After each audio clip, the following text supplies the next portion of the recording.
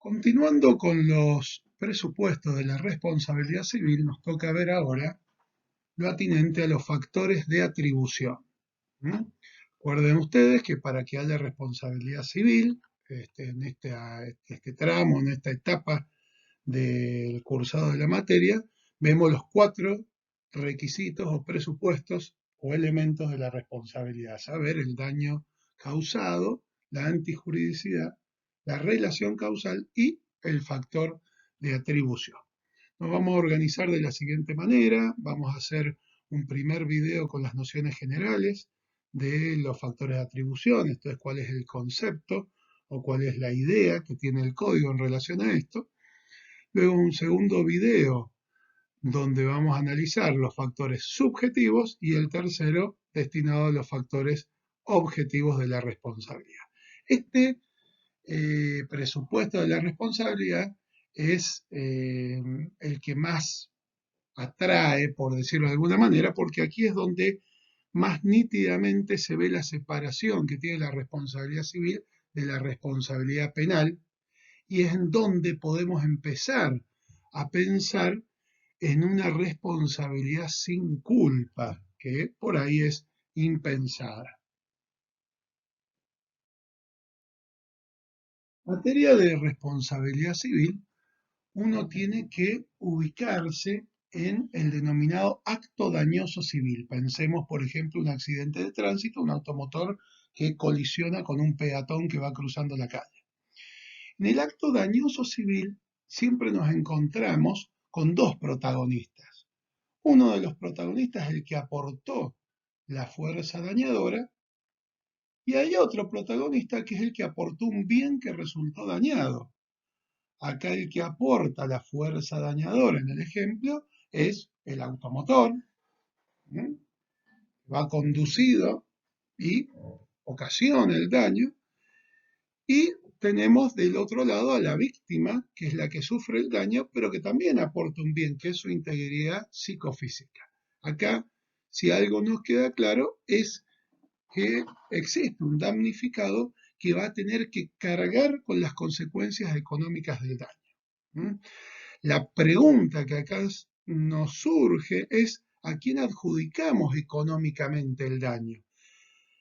¿Por qué? Porque en verdad el daño físico, es la quebradura de la pierna, la lesión sufrida por el damnificado, en su aspecto físico no desaparece del mundo. El derecho porque la pierna no la podemos volver atrás, el dolor, la angustia, no puede, la afección no puede volverse hacia atrás. ¿Eh? Eso ya ocurrió, esa lesión, ese daño no desaparece del mundo. Lo único que podemos hacer es cambiarla de bolsillo. Nos dice un autor por allí. Lo único que podemos hacer es trasladar económicamente ese daño, que si no lo trasladamos, carga con él la víctima. Es la víctima la que va a tener que pagar los gastos de internación, todo lo necesario de gastos de farmacia, etc.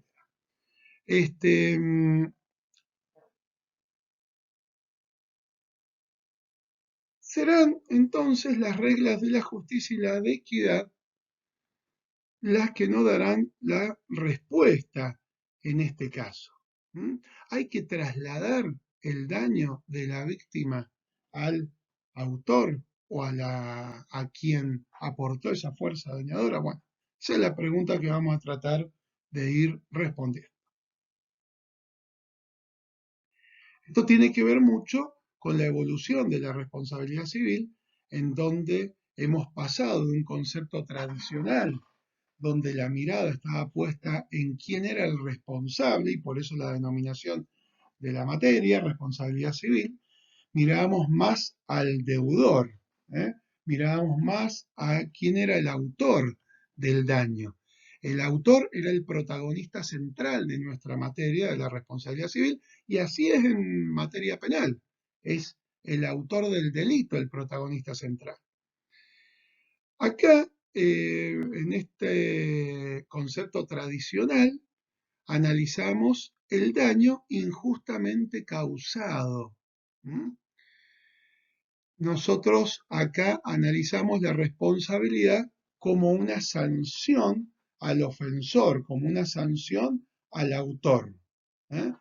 Entonces, acá la responsabilidad está mirada como una indemnización del daño, por supuesto que se había causado, pero en cabeza del autor del delito. Y acá claramente debíamos demostrar la culpa de ese autor protagonista central.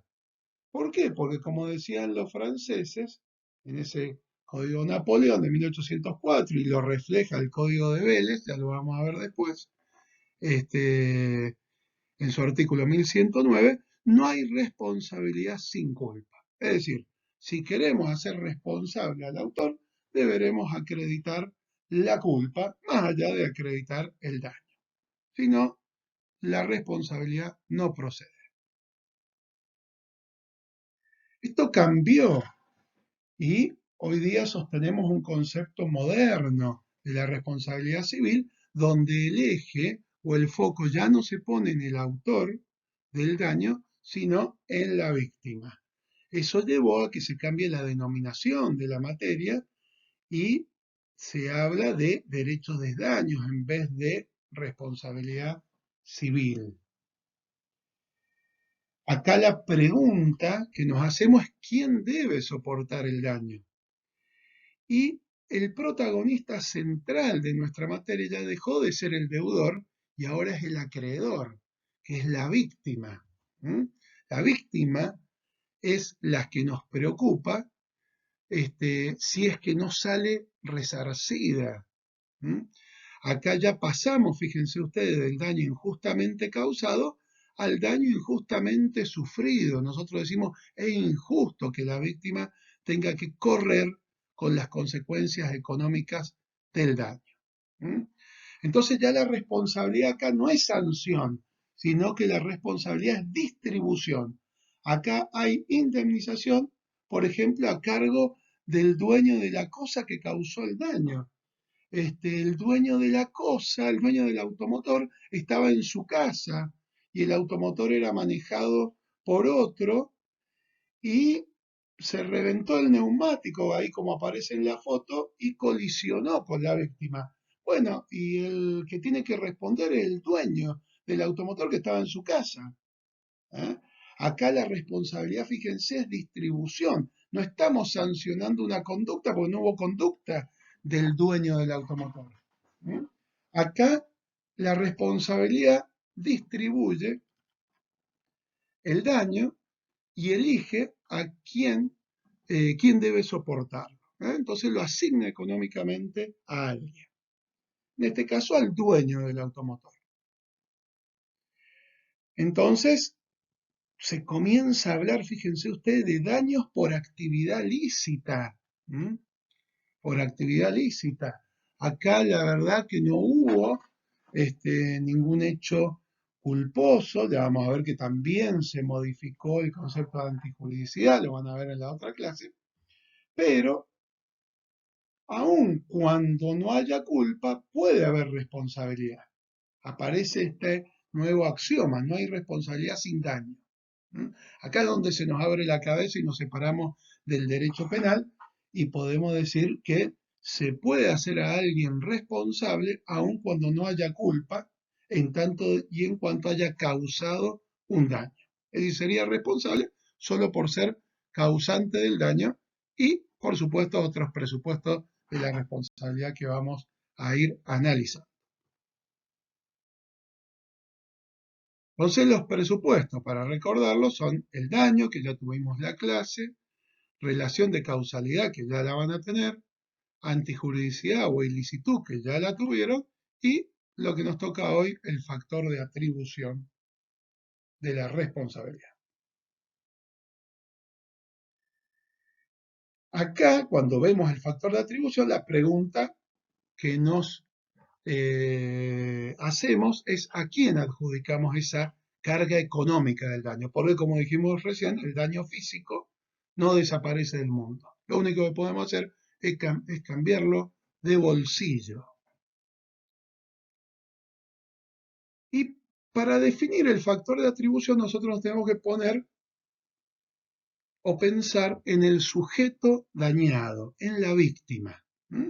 Frente a este sujeto dañado, frente a este sujeto lesionado, uno lo que tiene que preguntarse es si es justo que tenga que correr con las consecuencias económicas del daño, si es justo que tenga que afrontar económicamente el daño que él sufrió. ¿Mm? Si es injusto, trasladamos las consecuencias económicas del daño a la fuerza dañadora, que vamos a ver quién fue. En este caso será el automotor. Bueno, habrá que ver quién es el sujeto responsable allí, porque fue la cosa la que causó el daño. ¿Qué es el factor de atribución? La razón suficiente que justifica que el daño sufrido por la víctima se traslade económicamente a otro sujeto que es de quien partió esa fuerza dañadora. Por supuesto, este concepto de factor de atribución no lo trae el nuevo código, aunque hay varios institutos que los definen, pero el factor de atribución decidió no definirlo. El artículo 1721, que se denomina factor de atribución, dice la atribución de un daño al responsable puede basarse en factores objetivos o subjetivos. Y termina diciendo, en ausencia de normativa, el factor de atribución es la culpa.